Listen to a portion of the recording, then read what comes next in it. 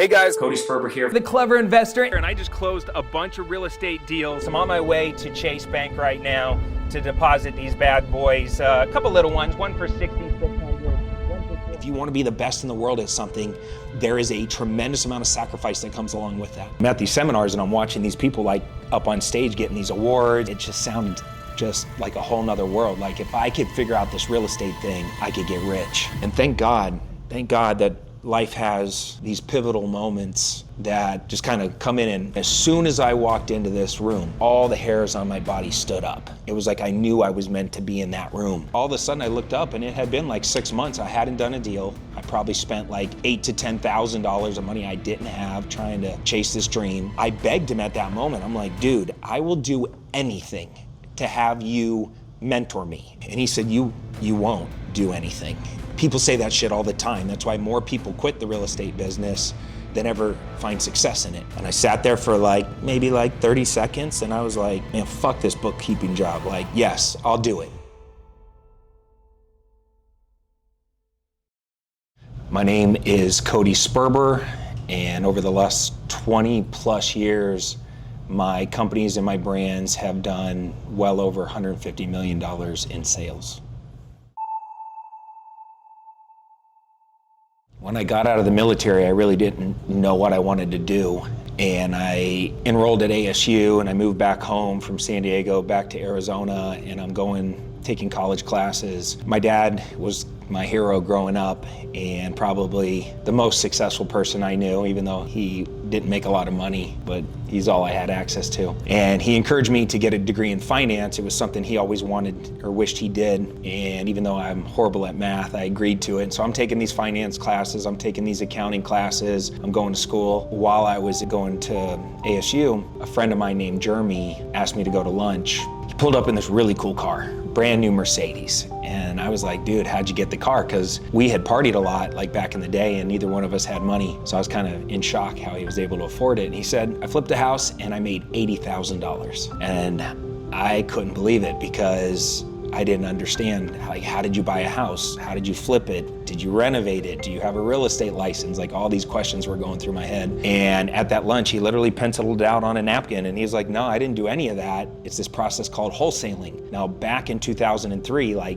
there was no podcast, there was no YouTube University, there was nothing. And so it was just this napkin and a million questions. And so I left that lunch meeting on a mission, just obsessed with trying to figure out what is this wholesaling thing and how does it work? And the way you learned back then is you would go to the back of a newspaper and there'd be a little classified section, and an classified ad would say, real estate seminar, Reno, Nevada, $300 and a phone number. And so I just called the phone number, and even though I was scared to death, I bought a ticket, I got on a plane, I went to these seminars, and I would sit there and I would hide in the back of the room. I was so nervous because I looked so young at the time. And my biggest self-limiting belief was always who's ever gonna take me serious? I don't have any money. And I'm at these seminars and I'm watching these people up on stage getting these awards, and I'm watching these gurus do their song and dance, and it just sounded just like a whole nother world. If I could figure out this real estate thing, I could get rich. And nobody in my family had ever made any amount of money. We grew up pretty poor, even though I didn't know we were poor. And so I got obsessed and I started going to all these seminars. I was buying every book and course and tape under the sun I could. I was the guy that would literally take out his credit card and throw it up on the stage. I was like, whatever you're selling, I'm buying it, because I was just so headstrong that I was gonna get up on stage. I was gonna be one of those testimonials. I was gonna get rich through creative real estate. And the only thing I had to go off of was the book Rich Dad Poor Dad and this lunch meeting with Jeremy and these seminars, so it was kind of a wild dream, but I stayed the course. 1 month turned into 3, turned into 6, and I'm trying everything. I would get home and I would lay out all the courses. I still have a lot of those courses as a reminder to me of this journey, but I would lay out all the courses and the books and tapes, and they were expensive to me back then. I didn't have a job, I was going to college, I had a little bit of savings and barely any room on my credit card, and I would go page by page on these books, and I would try to implement it, but it literally felt like I was drinking from a fire hose. The more courses I bought, the worse it got. All of a sudden I looked up and it had been 6 months. I hadn't done a deal. I've gone to like, I don't know, half a dozen seminars. I probably spent like $8,000 to $10,000 of money I didn't have trying to chase this dream. And that little voice in your head was getting louder and louder. And now people around me were starting to say stuff. My parents were like sitting me down like, hey, you're going in the wrong direction. You should stay focused on college. Just real estate's for rich people. You could do that later in life, like once you get a good job. And I got pissed when they did that. I was like, fuck you guys, like, I'm gonna show you that I could do this. And my girl at the time that I was dating, she was kind of supportive in the beginning, but by the 7th, 8th month, she was sitting me down like, hey, how are you gonna pay these bills? Like, I'm not gonna support you. And I couldn't even afford like to take her to the movies at this point. I had run out of money. I was walking on campus one day and there's this bulletin board by the MU where all the students hung out, and there was ads for job postings. And one of them said, real estate bookkeeper wanted. And I was so desperate for a job and money at this point, and my parents were about to kick me out of the house. And they were like, you need to go, figure your shit out. And I called the guy up and I said, hey, I'm taking these accounting classes. And he goes, hey, I desperately need a bookkeeper. Come to downtown Phoenix at this office, at this address, at this time, and let's talk. So I showed up and the guy hired me on the spot. He goes, do you know how to do books? And I kind of lied. I was like, well, yeah, I know how to do books. I mean, I was taking classes, like how hard can it be? And he goes, great, 34 grand a year. It was Friday when I went. And he goes, you start on Monday. And I was like, great. And next thing you know, I'm at the bookstore buying Bookkeeping for Dummies. And I read that shit all weekend long. And I showed up on Monday and I'm now a bookkeeper. And it's exactly what you would think it's like. Khaki pants, polo shirt, cubicle, and a boss that I couldn't understand. I'm looking at his books. This guy was not that smart, He was a dick, to be honest with you. He was like this big heavyset guy, and he just barked orders at everybody. He treated all of us like we were below him, and he would just bark orders at all of us, and he was real rough, but he was doing like 20 to 30 development projects at a time, and he was raising all this money, and his specialty was renovating historic homes in downtown Phoenix. So he had like this niche. And I'm looking at his books, and he's making millions of dollars at the time. And I had gone for 9 months trying everything under the sun, every course imaginable, every seminar, and I couldn't get a single deal done. And here's this doofus murdering it, making millions. It would piss me off. He would fly in like this Japanese tailor, like once every few months to like suit and boot him up. And he drove this dope ass Mercedes, and I would just get pissed sitting in my cubicle like, fuck, how did I fail? And this guy is winning. And thank God that life has these pivotal moments that just kind of come in. And I had a friend named Zach, and he was a good friend of mine, really good friend. And he saw that I was really struggling with this bookkeeping job and that I hated it and that I had kind of given up on my real estate dreams. And so he just started in on me. He's like, dude, this isn't you. You need to bounce back. You need to get back at it. You need to go to another seminar. You need to get plugged into a community. And he just kept at it. And I was like, dude, I tried all that stuff. Like, that shit don't work. Like, I'm so overwhelmed. I'm broke. I have $30,000 in credit card debt right now. My girl's pissed. My parents are pissed. Like, I just need to stay focused on college and this job and work my way out of this debt. And he was like, listen, there's a seminar in San Francisco put on by a guy named Jack Miller. I'm telling you, it's not like anything else you've ever been to. This is different. Like, I promise you, you're gonna walk into the room and it's gonna be different. And I was so jaded by my experience with all these seminars, these like sleazy sales gurus, that I was real hesitant to go. And finally, after like 2-3 weeks of asking me, he's just like, look, think of it like a vacation with your boy Zach. I'll pay for it if you don't love it. And I'm like, fuck it. I had never been to San Francisco before. Let's go. Thank God I went to that seminar. Because I walked in there was like maybe 300 or 400 people in the room. And as soon as I walked into this room, in this little shitty airport motel, it was like all the hairs on my body stood up. It was like I knew I was meant to be in that room. And I'm looking around and I'm like, I bought a course from that guy. I bought a course from that guy. I bought a course from that guy. And they're all in the crowd feverishly taking notes. And this old timer named Jack Miller was up on stage holding court, telling stories. And it wasn't a pitch fest. It was all community. It was just an old timer that loved real estate. And he had like this group that he put together over like 30 years from like the 80s. And they were all the most creative real estate investors that's ever walked this planet. And I started to get to know them. I'm like, oh my God, these guys are the real deal. They're doing things at such a creative high level that if I could just get proximity to these guys, I'm confident I can win. I can figure this out. And so at that lunch break, I was ordering food at the bar and I was sitting next to this old man and he was kind of holding court a little bit and he had about 10 people around him and he's telling all these war stories and stuff and he kind of reminded me of Jack Miller. The first time I saw him, he was like disheveled hair, a wrinkly polo shirt and Adidas sweatpants pulled up to his nipples with old man Velcro shoes. And so I asked him, I said, what's your deal? And he said, well, I've been hanging out with Jack and this crew for 20 years now. I used to own a bank and I sold the bank and I got into creative real estate investing and I do everything in my self-directed Roth and everything's tax-free. And I started with a small amount of money and now I have, close to $40 million in my Roth. And I was like, what did you say? And so now I'm paying attention and we sat there. I didn't even go back in the seminar. We sat out at this bar for like 5 hours talking. I couldn't get enough of this guy. His name was Lyle Wall. And Lyle, thank God, owned a house in Colorado and he also owned a house in Arizona where I'm from. And we call them snowbirds. And so he would come into town for half the year. And I begged him at that moment. I'm like, dude, I will do anything to have you mentor me. Now, back then we weren't really using the word mentor like we do today. I was just like, I have to study underneath you. You have to be like the Jedi master and you need to teach me everything that you know. I'll do anything, literally anything under the sun. I've tried, I told him my story, I tried, I failed. It's been, at this point, it had been about like 13 or 14 months since I started my journey trying to figure this thing out. And I said, I'll do literally anything. And he said, you won't do anything. People say that shit all the time. That's why more people quit the real estate business than ever find success in it. And I said, no, you don't know me. I'll do anything, like anything. And he said, anything. And I said, anything. And he said, okay, I think you're full of shit, but I'll give you a shot. I like your energy.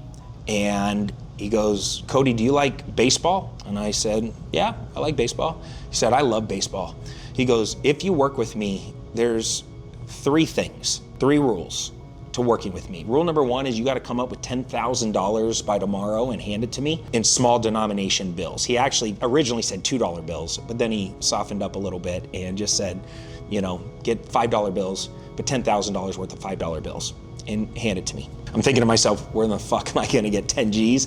But okay. And he goes, second rule, like baseball, 3 strikes and you're out with me. If you're lying, if you don't do what I say, if you talk back, if you have negative attitude, anything I don't like about you whatsoever, the second I don't like it, you get a strike. On your 3rd strike, I delete your phone number, I block you, I keep your money, and I never talk to you again. I'm like, okay, fuck. How much worse can the 3rd rule be? All right, what's the 3rd rule?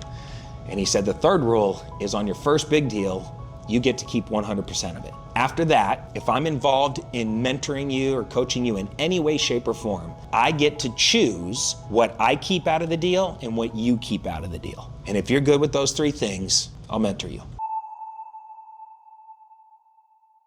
I sat there for maybe 30 seconds and I was like, man, fuck this bookkeeping job. Yes, I'll do it. And he said, all right, let's see if you can pull it off. I'll see you tomorrow. By the next day, I showed up with $10,000 in small bills, handed it to him. And it was probably one of the boldest moves I have ever made in my life because I had to borrow the money at insane interest rate to be able to pull this off. But from that day forward, Lyle started working with me. I would sit there in his house and he would have this old rickety whiteboard and he would sit there for hours and he would go over every type of deal structure under the sun and he would just repeat himself over and over and over, and he would pull out real deals that he did and we would just whiteboard out how he structured the deals, how he filled out the paperwork over and over and over. We would sit there for hours and hours and hours.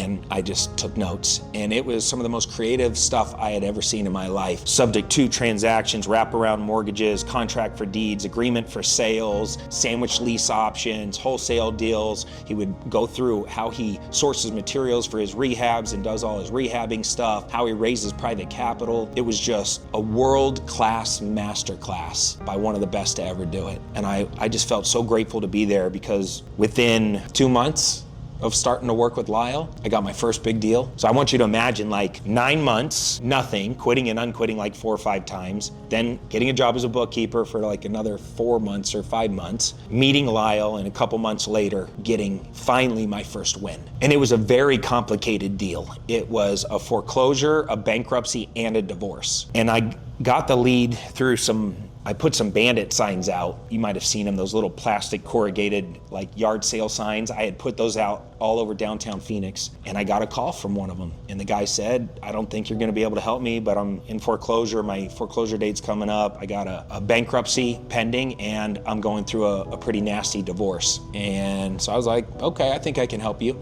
even though I had no clue what I was doing. And so I went to the guy's house, and one of the things I loved most about Lyle is he was a Socratic teacher. He never told me what to do. He never said, this is exactly how to do it. Like, he would train me with case studies and stuff and say, this is exactly how I did it. But when I asked him a question, he never answered my questions. He would always ask a series of follow-up questions, allowing me to kind of discover the answer. You understand what I'm saying? And I always really loved that about him, because it was one of the best ways for my personality type to learn, because I always hated when teachers just talked at me. And so when I came up with this situation where it was like this really difficult deal structure, I said, well, Lyle, I got to go to this appointment. The guy told me he's already had like 30 people look at the house. No, he hasn't done a deal with any of them. And I've never done a foreclosure. I've never done a bankruptcy, and I've never messed with divorce. I don't know what to do. What do I do? And he said, come here, I'm gonna give you a secret. You're just gonna do these 2 things. And if you do these 2 things, you're gonna do fine. And I thought it was like, you know, like if you ever had an opportunity to get in a room with like a millionaire, that they would say, come here, let me show you the secret to success. Come here, come here, come here. And they'd pull out like this thing and be like, oh, like, here's the secret. And I leaned in and I said, what do I do? And he said, just do these 2 things. Be insanely authentic and insanely enthusiastic. And if you do those 2 things, you'll get the deal. And I'm like, I paid you 10 grand for that? That's your best advice? Be authentic and enthusiastic? Like, how the fuck do I do the deal? Like, I don't know anything about this type of transaction. And he said, you're missing the point. Real estate is a people business. It has nothing to do with the tactical, technical stuff. When it comes time, when he says yes, he wants to do a deal with you, call me back and we'll figure that part out. But right now, you don't need to know any of that stuff. Because if I tell you that stuff right now, you're gonna go in and you're gonna overcomplicate the deal and you're gonna fuck it up. And so I was like, all right, well, I haven't done a deal up to this point, so let's go take a crack at this. So I went to the guy's house, and as I parked my piece of shit Nissan pickup truck way down the road because I was embarrassed by it, I was walking down the street to get to the appointment, and the neighbor was out watering his lawn, and he said, oh, you going over to Bob's house? Going to Bob's house? And I said, yeah, actually I am. And he goes, ha, good luck to you. You're like the 50th person to try to work a deal with that guy. It was just like the worst way to start. Like right away, my self-limiting beliefs were like through the roof. So I walk up, knock on the door, and I'm standing there, and I have like some paperwork and stuff, some comps, some research that I put together before I went out on the appointment. And I kind of had a game plan of what I was gonna do. And the guy opened up the door, and he was real kind of short with me, kind of rough, kind of barking at me a little bit. And I just stood there, and instead of trying to be slick with it or talking about the transaction or real estate or anything, I just thought about Lyle's advice. And I was like, man, if I was in a foreclosure, if I was in a bankruptcy and going through a divorce, like how would I feel? Like what would I be going through? And so I just started asking the guy questions about his situation. Like, how did you get to a point where you have all this going on? And he slowly started talking to me. And I would follow it up like, well, what's that like? You know, for a young guy like me, what advice would you have? Like if I ever was in a situation like yours, like what would you do different? And all of a sudden, we probably talked in the doorway for like 25, 30 minutes, which was way longer than I ever made it in any other conversation. And then guy finally said, well, you want to come in and check out the house? And I was like, yeah, sure. I walked through the house, I looked at everything. That was like another 20, 30 minutes. And then he said, let's go in the kitchen, sit down and talk. And I'm sitting in this dude's kitchen and we're talking. And he's like, do you mind if I finish cooking? Like, I'm really hungry, I'm cooking some spaghetti. You want some? And I was like, shit, that's a good sign. Yeah, I'll have some spaghetti. And next thing you know, we had like another hour-long conversation talking about life, talking about the market, talking about whatever. He fed me spaghetti, and in the middle of eating, I looked at him and I just said, look, man, I gotta be honest with you. I am not qualified to help you out here today. I don't know what the hell I'm doing. I'm new to real estate. I have this amazing mentor. His name's Lyle. He's like this Yoda-like character. I've tried for 14, 15 months and I failed. I have all this credit card debt and I'm probably not the right person for you, but I'm gonna work really, really hard to help you out of this situation, and I'm gonna connect you with any of my connections that I have that know more about this stuff, and we're gonna get this figured out together. And the guy kind of sat back. I could see him thinking about it, and he kind of looked at me and he started to like get a little emotional. He's like, you know what, Cody? I fucked a lot of things up in my life, and out of all the people that I've had over here, you're the only one that's taken the time to get to know me and my situation. I don't care if you don't know everything about this. I'll give you the number to my lawyers. You and Lyle can call them, and let's see if we can put a deal together. Get your paperwork out. I'll sign your contract. I went through the contract with him real fast. Next thing you know, I'm walking out of the house and I'm like, oh my God, now I got to figure this out. I don't want to let this guy down. And over the next month, talked to all the lawyers, got Lyle involved, and next thing you know, I'm closing my first real estate transaction, and I made $40,000. At the time, I was a bookkeeper making 34 grand a year. So I made more, it probably took me like realistically, like maybe 12 to 15 hours worth of actual work to put the entire deal together. As soon as I had it under contract, in the United States, when you put a house under contract, you control that real estate. And so that contract was valuable. And once I worked out a deal with the lawyers and everybody kind of figured out what they wanted out of the transaction, now all I had to do was go find a buyer that was willing to pay more than what I had it under contract for. And it only took me maybe like 3 or 4 days to find a buyer that was willing to pay $40,000 more than what I had it under contract for. And so that's how wholesaling works. It's just, you know, you go out there and you find a distressed property or a distressed seller. You work out a deal to purchase their home at a discount from retail. And the guy's house needed some work and stuff, and because of his situation, I was able to get it at a pretty good price. And then you turn around once you have it under contract and you shop it to cash buyers. These are typically landlords or rehabbers that are looking for good deals. And you're kind of like a real estate middleman or middlewoman. And I just played matchmaker between these two parties. And when this buyer used their money to close on that deal, my seller loved it because he was able to get out of his situation. And then I kept the 40 grand in the middle. And Lyle let me keep that whole amount because it was my first big deal. That was our deal. And that 40 grand changed my life. It was like all that pain, all that sacrifice, all those moments of feeling like I couldn't do it, and maybe real estate's not for me, and maybe you look too young, and just the $30,000 in credit card debt just putting pressure on me every single day. I couldn't even fucking sleep at night. And I knew I could do it again. Kind of like that concept of Roger Bannister running the 4-minute mile. It's like you go from like hope to knowing. Like I did this and I could do it again. 14, 15 months to get my first deal. Took me less than 2 months to get my second deal. Another 30 days later, I had my third deal. 2 weeks later, I had my fourth deal. And all of a sudden, I started getting like this rhythm down. And Lyle took money, you know, he wasn't always fair. He wasn't always nice. He was a very tough mentor. And sometimes he took a lot. Sometimes he took a little. It just depended on how much I leveraged him and his resources and his knowledge and his connections and how he was feeling at the moment. But I turned one deal into 1,000 deals over the next few years. My first year in real estate, from the time I did my first deal to 12 months later, I made $1.3 million. First millionaire in my family. Retired my parents 1 year into my real estate career. My dad never had to work another day in his life. It was one of the first moves I made. Quit my job as a bookkeeper, obviously. Walked in, did the Jerry Maguire thing. I was like, fuck this job, I'm out. Who's coming with me? And nobody came with me. But I was done with that and I went full time and I finished school. I graduated top of my class, straight A's in college, summa cum laude, degree in finance with a minor in accounting from ASU, and never really even used my degree because I fell in love with creative real estate investing. And for the next 7 years, all I did was wholesale.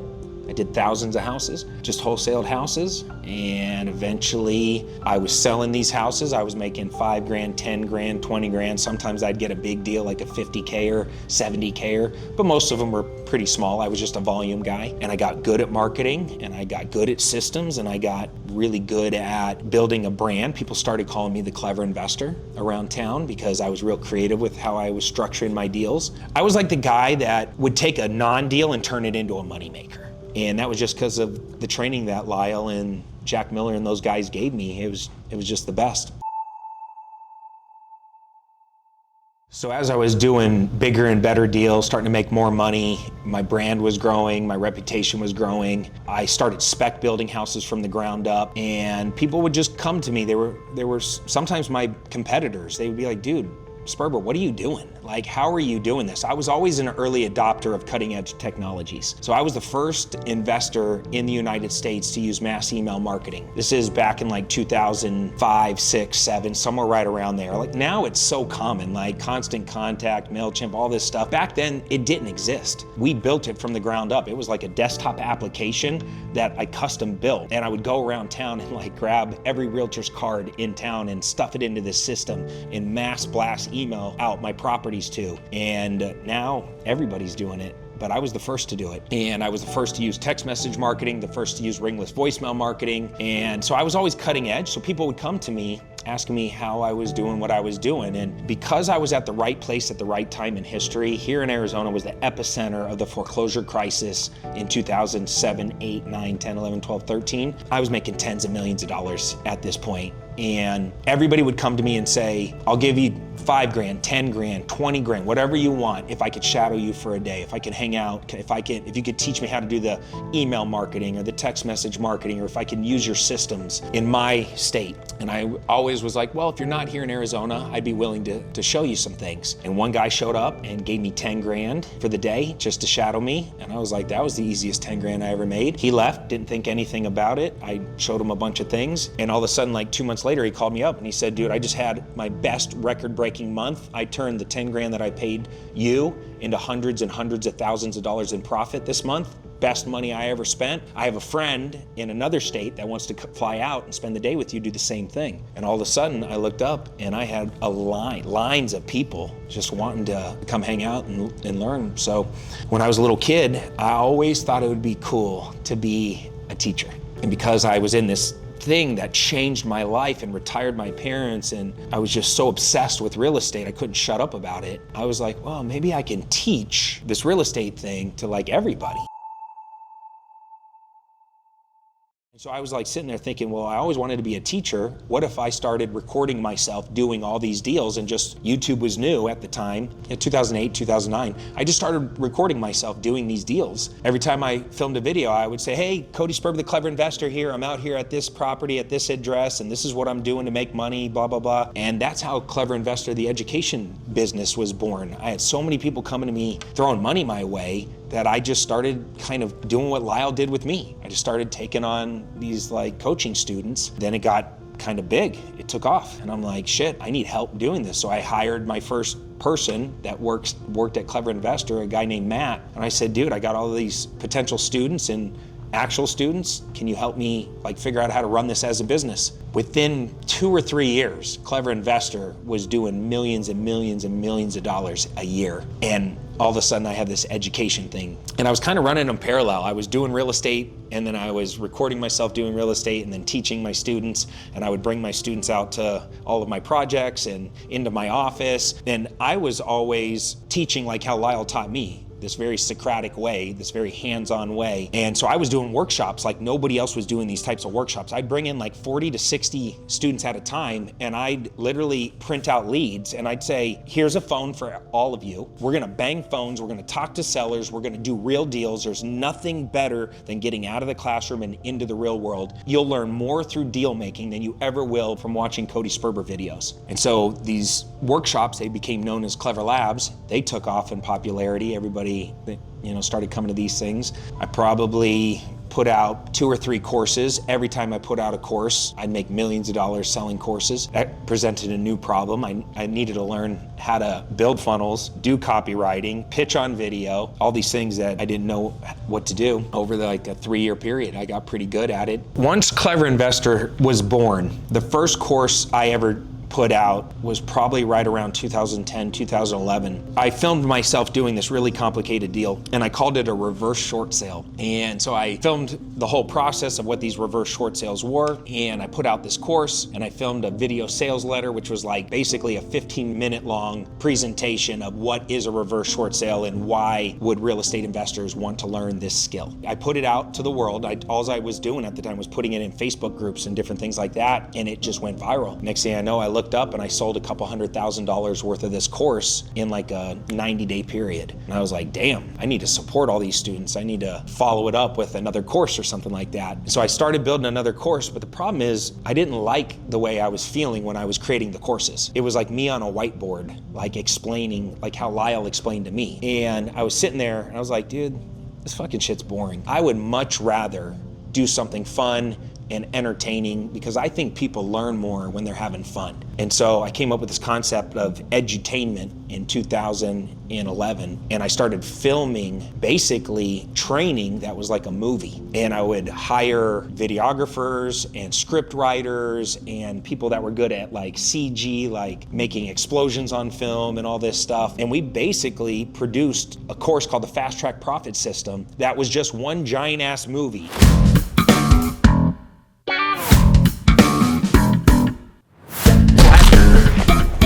Go, go, go, go! Whoa! Leads in the morning, leads at night, leads in your bathtub, leads in your kitchen.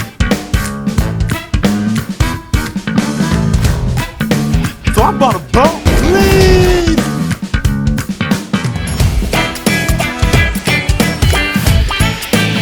Oh yeah, the bomb.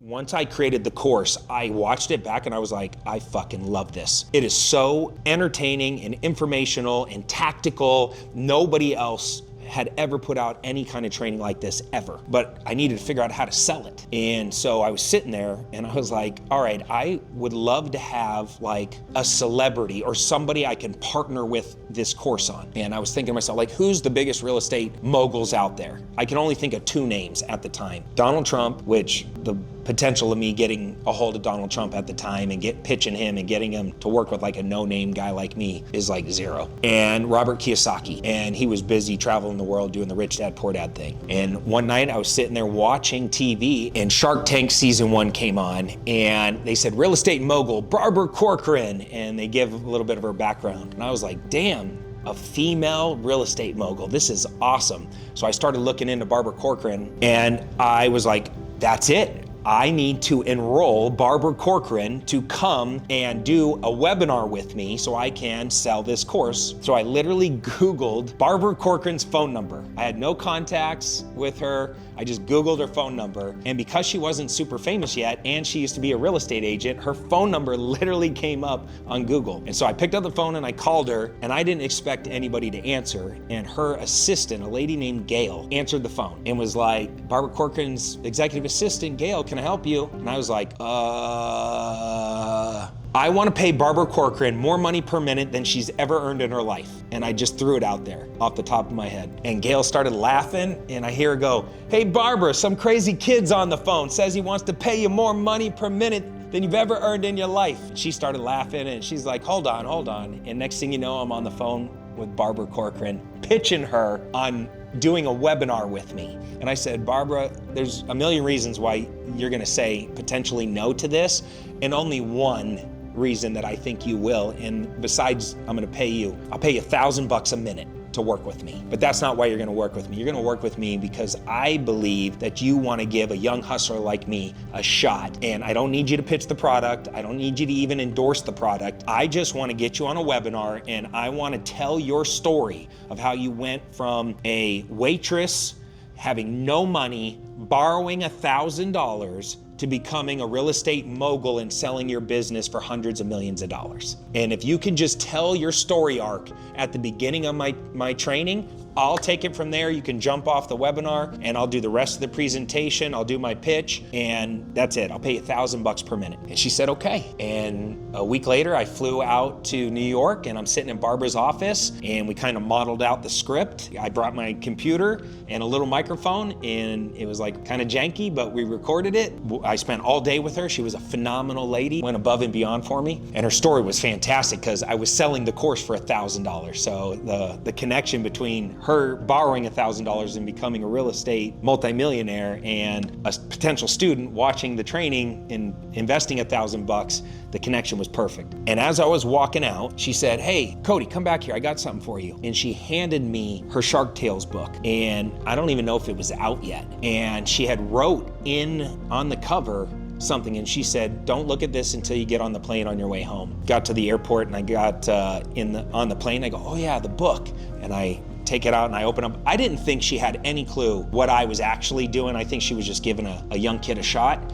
And I opened it up and it said, Dear Cody Sperber, the clever investor, hustler extraordinaire, you have an uncanny knack for getting millions of dollars worth of marketing for just a few cents. I have a feeling you're gonna be huge someday. Keep it up, kid. She knew as I was leaving exactly what I was gonna go do. And I went out there and I sold that course. I probably made $6 or $7 million selling that course over the next 2 or 3 years. So much so, and people loved it. They loved the edutainment angle.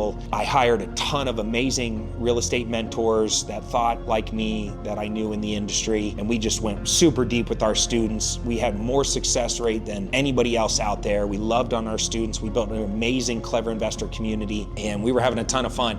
But it got so popular that 3 or 4 years later, Barbara's assistant called me and said, hold on, Barbara wants to talk to you real quick. She got on the phone. She said, Sperber, I don't know what the fuck you're doing, but you gotta stop. And I said, what? What is it? She goes, I can't even tell you. Not a week goes by that I don't have hundreds and hundreds of people call my office, and sometimes dozens of people in a week stop by my office wanting to meet you and do business with me and you. And I think I paid her like $7 or $8 grand for her 8-minute intro. And I went out there and I was spending millions of dollars a year on Facebook ads, blowing up this webinar to a point where I had to take it down. But she changed my life. Her taking a risk on me and allowing me to do that, I owed her a lot. So I was like, no problem, Barbara, I'll take it down.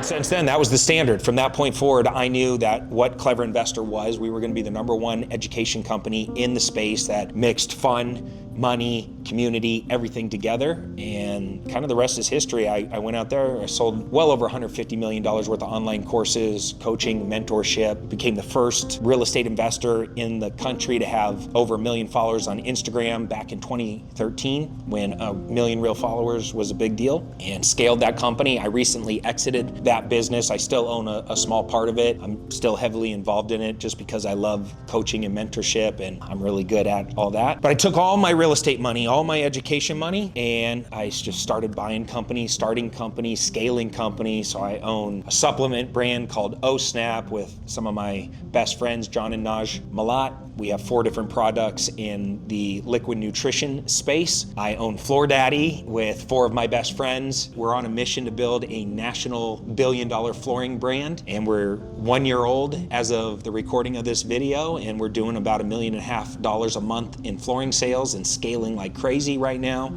doing TV, billboards, print, PPC, Facebook ads, YouTube, everything. The brand's getting out there. We're having a lot of fun with that. I have Clever Capital Fund, which is my equity fund. We're no longer really messing with single family. I have 1 or 2 little projects going on, but we're doing big development deals now. A lot of single tenant, triple net lease development. I have a 67-acre development in Sholo, Arizona. That's a $100+ million development. We have storage units and RV parking and affordable cabins and a 100 150 unit, 2-story garden style apartment building getting built, glamping, an event center. I have a boutique hotel I'm building on the Las Vegas Strip. I'm developing a bunch of raw land around town, hard street corners, subdividing, doing a lot of land entitlement stuff. All of this big development, hundreds of millions of dollars worth of development, it takes a lot of capital. And so we raise money at Clever Capital Fund, and all of that accredited investor money flows into all our development projects. And I think I just keep going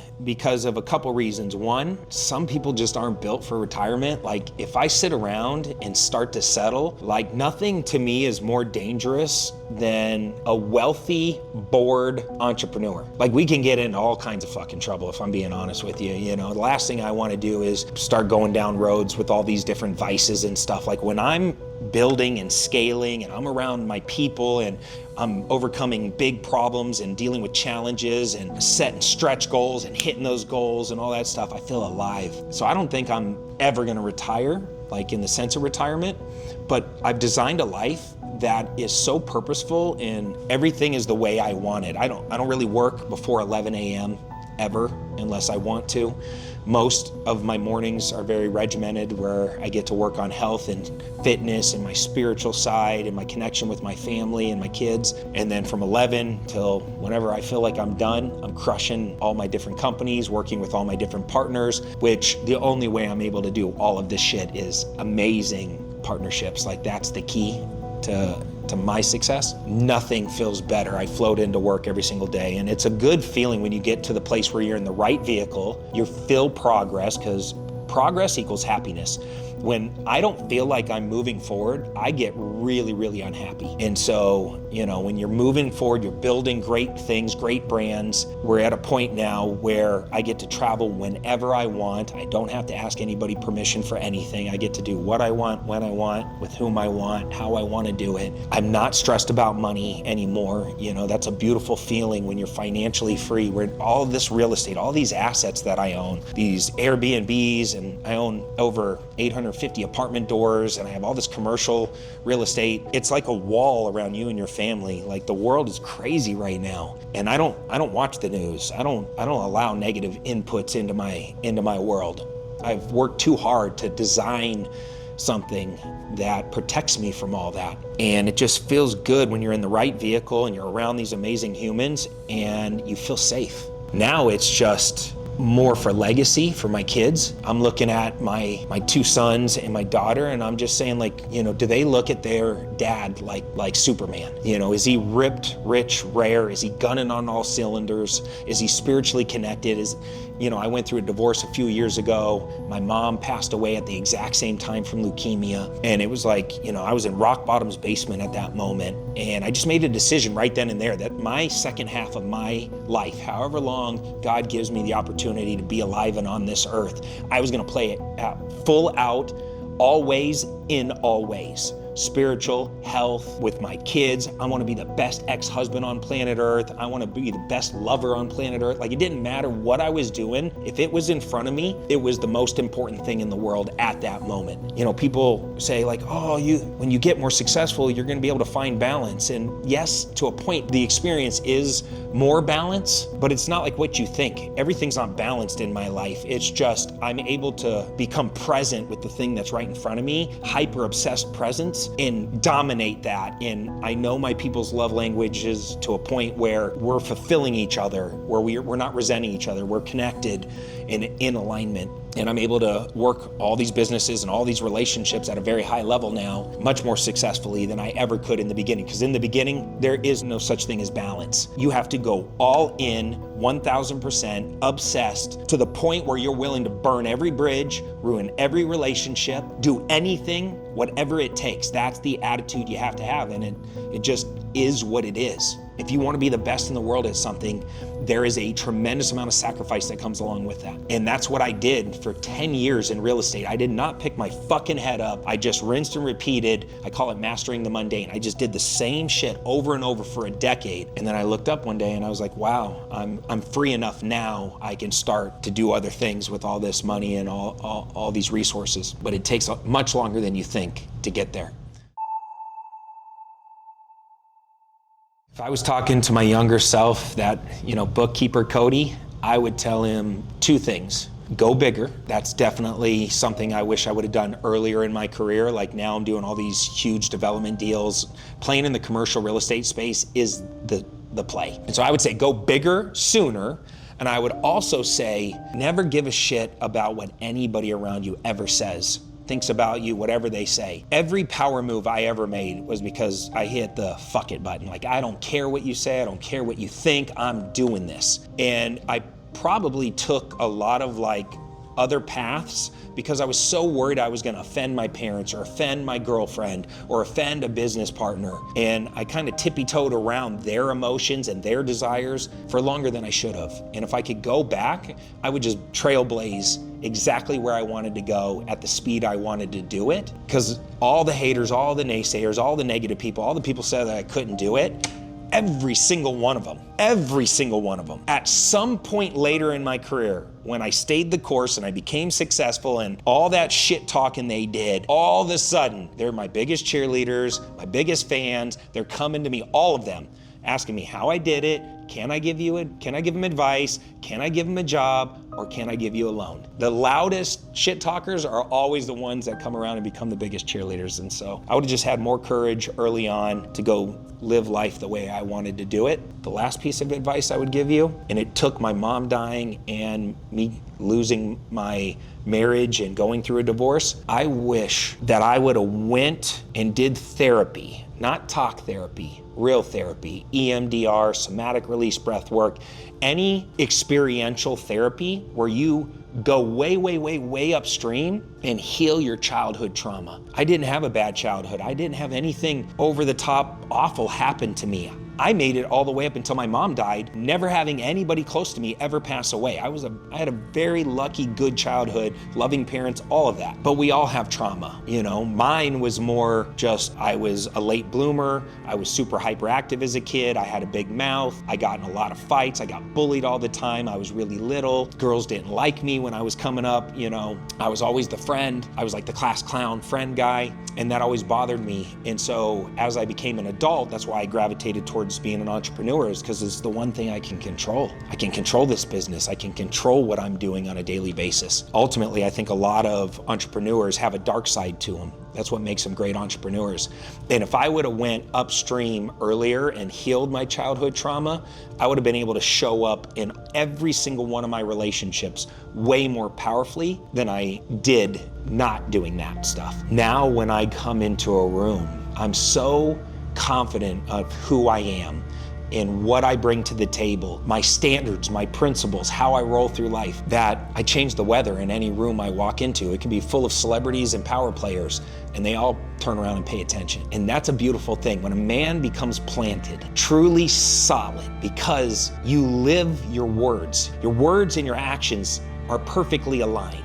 People look at you, your kids look at you, your ex looks at you, your current relationships look at you, your parents look at you, and they go, that's a solid motherfucker right there. I can depend on that person. You become powerful. And it took me a long time to get to that point where I was willing to drop my ego and go upstream and put in the fucking work and do what I needed to do. And it took a year and a half. It's not easy, it's very uncomfortable, but it's the best move I ever made. And I can't even tell you how many men, because I documented the journey on social media, I can't even tell you how many men have DM'd me saying, I went to the same place after you went, and I got my shit together, and I saved my marriage, and I got off drugs, and I got off alcohol, and I'm no longer addicted to porn. And it's like, hell yeah, that's fucking amazing. And I wish I did it sooner.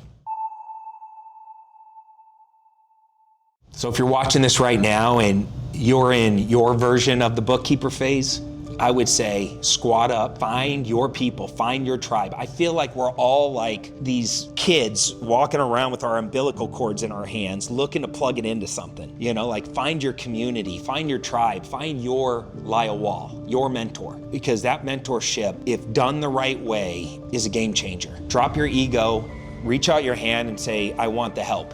And if your person says, I want $10,000 in $5 bills by tomorrow, and if you fuck up 3 times, you're out, and I get to pick and choose what I take and what you take, say yes. Immediately, without hesitation, whatever the roadblocks and hurdles they put up, if that's really, you find somebody who's really the best at what you're trying to accomplish. Do whatever it takes to get proximity to that person, because proximity is power. And I can't tell you how many relationships I've been able to piggyback on and ride their coattails to the next level and discover the next set of principles that unlock the next level of thinking and the next level of money and the next level of relationships, just by being in the right room with the right people. The future is building the legacy for the kids. Hopefully my son, Hudson, who's 16 years old, gets involved in the business once he graduates high school. If he doesn't want to go to college, he's either going to go fly drones for the Air Force or he's going to come work with me. And I'm going to continue teaching him how to be a real estate mogul and entrepreneur and build Floor Daddy into $1 billion flooring brand. I've had some exits in my companies, but I've never had the big one. The one where you just are like literally looking at your bank account and you're like, holy shit, there's like hundreds of millions of dollars in here. I think I can, in the next 5 to 7 years, I can scale Floor Daddy and get $1 billion evaluation and get at least $400 to $500 million for it. So that's the plan. I'm staying laser focused on that. Plus I have all my development projects going. And now it's just, can I flip to earn money so I can buy as many assets that I keep in the portfolio so I can build the legacy for the kids and complete my mission with Floor Daddy to scale that thing. And that's exactly why we're creating content again. That's exactly why I'm going to be bringing you guys along on this journey as I build this $1 billion company. I'm going to show you the good, the bad, the ugly, everything in between. I'm going to show you my numbers. Nobody else does what I'm going to do. I'm going to show you literally what I'm making month over month, what I'm doing right, what I'm doing wrong. I'm going to bring you out to real estate projects, show you the technical things that we're doing to make all the millions and millions of dollars in profit that we're making every single year. And, just hopefully inspiring you young guys out there to think bigger, do more, be more bold, and do it your way. Do it your way. You guys are the future. And with social media and the ability to create content, I'm just gonna be as raw and authentic as I possibly can, take you on this journey, and hopefully it inspires you to get out there and do it for yourself.